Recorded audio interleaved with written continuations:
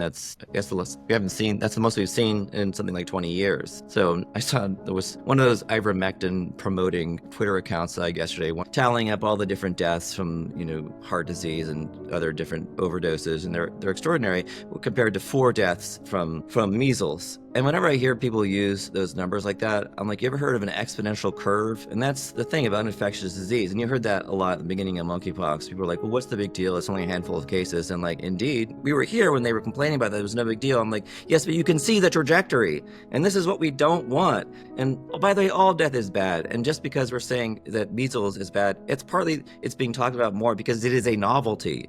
It is not a novelty necessarily that they're overdose. By the way, overdose have plunged in the last year. The CDC just reported. However, part of the Biden administration's efforts to get that to happen was to promote free Narcan, and that's a program that the Trump administration has sought to cancel.